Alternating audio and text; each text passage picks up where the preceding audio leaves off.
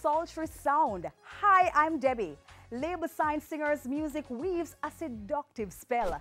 Lila Ike's eagerly awaited EP dropping amidst a devastating pandemic. Promotion delayed, but the experience already one of the year's standout releases. When I just heard about it, it was like, all right, this is gonna pass in like 2 weeks. No such luck. The coronavirus not going away. Still no response. I've gone through quite a few hobbies in the past couple of months. So Lila Ike, like the rest of us, having to sit this one out. In retrospect, would you have postponed the launch of your EP till after this thing blew over? When is that it will?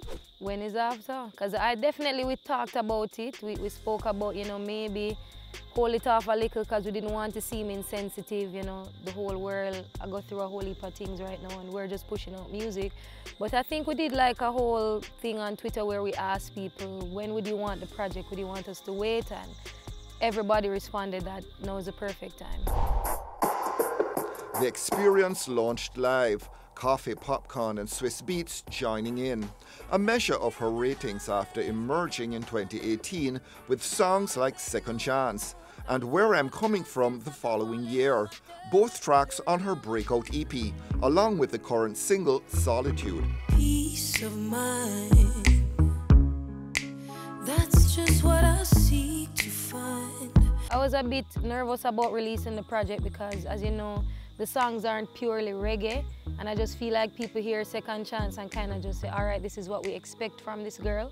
So it's like when I realized that hardly anybody was talking about like the genre of the songs, everybody was like, this is so cool, we love this, love where you're heading. It was quite humbling. I know some purist reggae fans would be like, hold on, what's Lila doing? But I haven't actually seen or heard it for myself. But the focus and the feel and the direction of the album, is that pitched at more of an overseas market? Were you thinking less about Jamaica?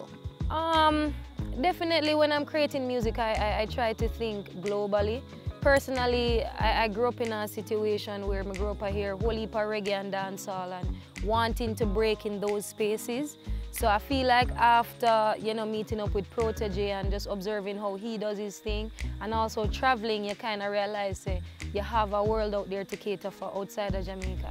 You go mix up with the street and the chatter, we no speak on no matter, no ball of that up with me mix. Ike's song sort of intimate and introspective, a marked contrast to her very assertive stage performances. I get that every single time. Every time people be like, yo, trust me, me hear the song them, but seeing you perform, me just always see you as this cool, chill person, but after seeing you perform, it just really make me respect the music more and respect what you're doing more, because we see you actually put out the most and give the most to the people. I grew up watching a lot of stage shows, so I feel like in my head, me kind of just enact all of that. What was the song on the EP that challenged you the most in terms of wrapping your vocals around it and just getting it right? Definitely I Spy. I spy that you see something you might like. Won't you come over if you really feel it? I Spy is a song where I sang in a, the more higher octave. So I spy. It was a bit difficult. You get kind of panic attacks about, God, the lyrics aren't flowing, another song isn't on the horizon and I have to deliver. All the time, every single time, all the time. Even after the song them done, I remember, we finished all 7 tracks and have it outlined and everything, and, Protege can tell you, it's like every other day, I'm like, yo, I feel like this is the baddest EP, and then the next day I'll be like, boy, I know them songs are just not connect how they're supposed to, but I really feel like it comes with passion, anxiety and passion go hand in hand. The Experience tasty and tantalizing, an appetite whetter for more of what this multifaceted singer is capable of.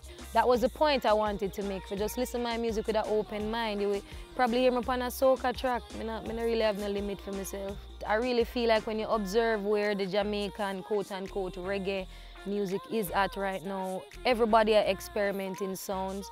I mean, for example, if we take a look at Chronix's latest single, Della Move, you know, his whole thing is like the trap dancehall kind of flair, but it still represents a Jamaican artist. With my thing, that's basically what I want to do. Take influences from all the songs that I do like, the songs that I've been growing up listening to from other genres, and just make it mine, because that's what music has always been. God damn, you're summer, you're no right. How can I go if you won't let me? Are you getting a lot of offers for like collabs? Are you turning down people?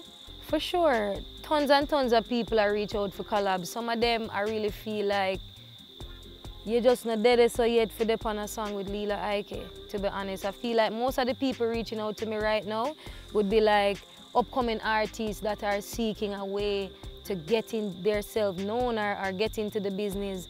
And I'm not really in support of that. I really feel like you want something, you really and truly have to work for it.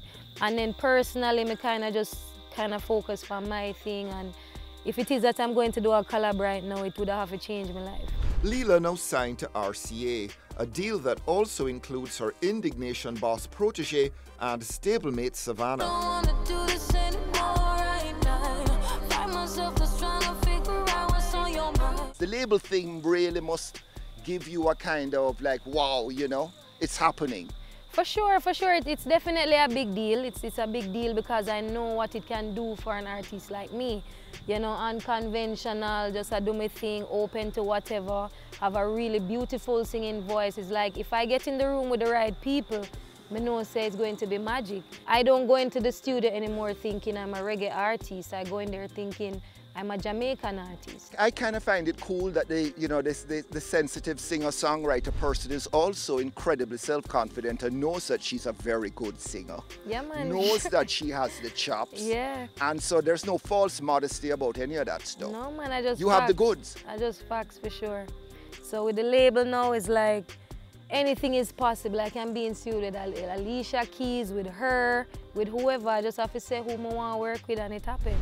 It's already happening for her here, but Lila Ike also going after a dancehall demographic that's usually a lot younger. I have 3 sisters, and it's like my thing is the day when me go down and can have a conversation with them, and I'm not looked at like, no man, I chew you apart with them bag of rasta there, I come with them conscious argument here. It's the day when me know say, you know, me really and truly feel like the work that I've put in actually changed somebody's life. And you want to be hip that way.